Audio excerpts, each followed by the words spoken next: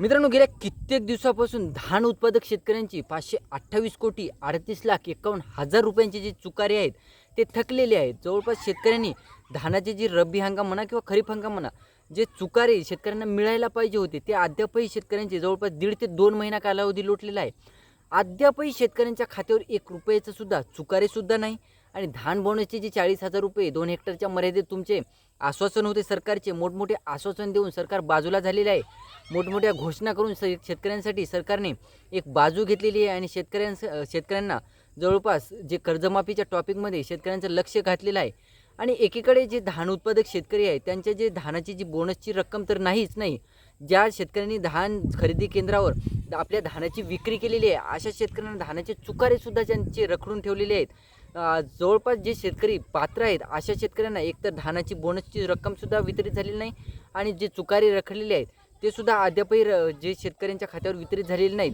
पेरणीचा काळ जवळ आलेला आहे. बऱ्याच शेतकऱ्यांचे जी पेरणीची रक्कम आहे ती किंवा खत खरेदी म्हणा, बियाणे खरेदी करण्यासाठी जी रक्कम आहे ती शेतकऱ्यांकडे अद्यापही उपलब्ध नाही.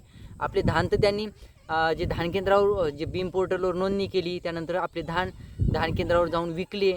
परंतु मित्रांनो, आपला माल सावकाराकडे नेऊन किंवा सरकारकडे सोपवून अद्यापही त्या शेतकऱ्यांना सध्या तरी 1 रुपयाची रक्कमसुद्धा धानाची बोनसची नाही किंवा चुकाऱ्याची सुद्धा नाही, ती वितरित झालेली नाही. मग 1.5 ते 2 महिन्याचा कालावधी लोटलेला आहे. मग आता कधीपर्यंत शेतकऱ्यांच्या खात्यावर जे धानाचे चुकारे आहेत किंवा धानाचे जे बोनसची जी रक्कम आहे ती कधीपर्यंत शेतकऱ्यांच्या खात्यावर वितरित होईल, याविषयीची सविस्तररित्या आपण आजच्या व्हिडिओच्या माध्यमातून माहिती घेण्याचा प्रयत्न करणार आहोत.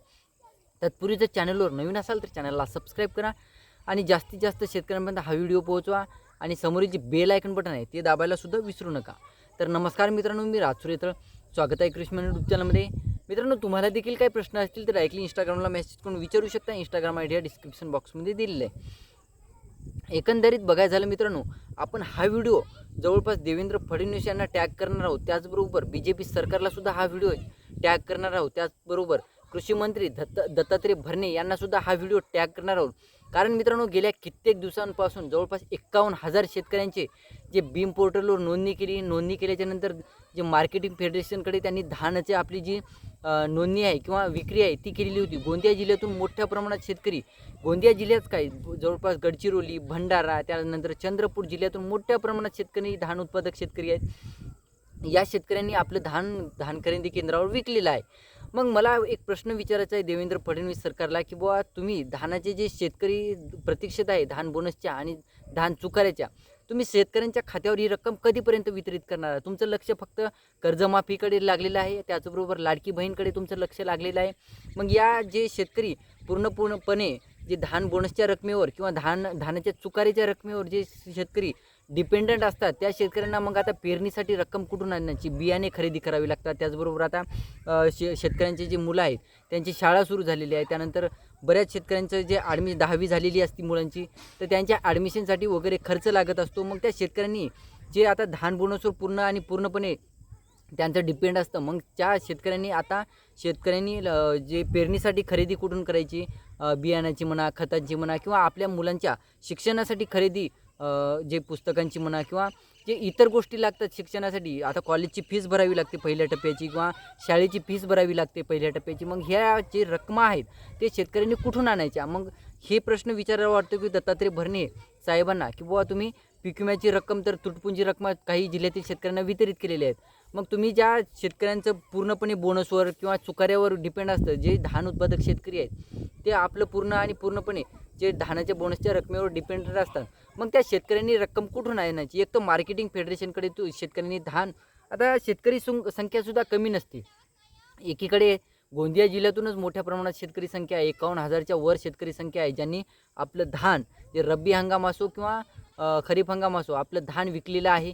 आता खरीप हंगामातील जे शेतकऱ्यांनी धानाची विक्री केलेली होती, नोंदणी केलेली होती, अशा शेतकऱ्यांचं अद्यापही धान बोनसची रक्कमीसाठी जे शेतकरी प्रतीक्षा करत आहेत. आणि त्याचबरोबर रब्बी हंगामातील सुद्धा एकतर तुमचं लिमिटेशन संपलेलं आहे. लिमिटेशन तुम्ही एकतर मोठ्या प्रमाणात दिलेलं होतं, परंतु त्या लिमिटेशननुसार बऱ्याच शेतकऱ्यांचं धानाचं जे धान आहे ते मार्केटिंग फेडरेशनच्या बाहेर म्हणा किंवा जिथं नोंदणी केलेली होती तिथे धान विक्री केंद्राबाहेर त्यांचं धान आता पावसाळ्याचे दिवस आहेत, मग त्यांचं धान तिथे घरामध्ये सडत आहे, तिथे बाहेर रस्त्यावर सडत आहे.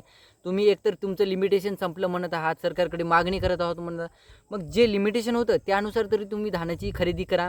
म्हणजे शेतकऱ्यांना एक धानाची जर तुम्ही खरेदी केली तर मग जे शेतकरी आता धान विकून शेतकरी मग रखडलेले चुकारे वगैरे प्रतीक्षा करतील, परंतु शेतकऱ्यांचं जे धानाचं पीक आहे ते तरी सध्या तुम्ही लिमिटेशन वाढवून तुमचं शेतकऱ्यांचं जे पीक आहे तुम्ही तुमच्याकडे सोपवून घ्या.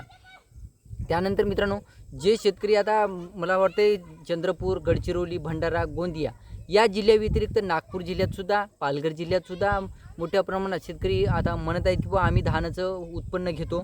तर या जिल्ह्यातील शेतकऱ्यांनासुद्धा तुम्ही गेल्या वर्षीसुद्धा नागपूर जिल्ह्यातील शेतकऱ्यांना लेट धानाची बोनसची रक्कम वितरित केली होती. त्याचबरोबर नागपूर जिल्ह्यातील शेतकऱ्यांना तुम्ही चुकारे वगैरे लेट देता. मग एक प्रश्न विचारायचा की बाबा तुम्ही हे या 4 ते 5 जिल्ह्यातील शेतकऱ्यांवर तुम्ही अन्याय काय करता. म्हणजे कधीही पण बघा या शेतकऱ्यांनाच प्रतीक्षा करावी लागते. एकतर पीक विमा तुम्ही या शेतकऱ्यांना देत नाही, जे रक्कम आहे धानाची तीसुद्धा तुम्ही द्यायला टाळाटाळ करता. लवकरात लवकर अशी मागणी करतो की शेतकऱ्यांची जी धानाची रक्कम आहे किंवा जे चुकारे आहेत, तुम्ही धानाची रकमेचे चुकारे किंवा बोनसची रक्कम ही लवकरात लवकर या जिल्ह्यातील 4-5 जिल्ह्यातील शेतकऱ्यांचे खात्यावर तुम्ही जमा करावी. आणि जवळपास शेतकऱ्यांना एक समाधान वाटेल की बुवा आमचं पेरणी होईल किंवा मुलांचं शिक्षण वगैरे होईल पूर्ण. तर यासाठी तुम्ही लवकरात लवकर अशी विनंती करतो देवेंद्र फडणवीस सरकारला, दत्तात्रय भरणे कृषी मंत्री यांना की बुवा तुम्ही लवकरात लवकर या धानाच्या जे जिल्हे आहेत धान पीक घेतात त्या जिल्ह्यातील शेतकऱ्यांच्या खात्यावर रखडलेले चुकारे आणि धान बोनसची रक्कम ही जमा करावी.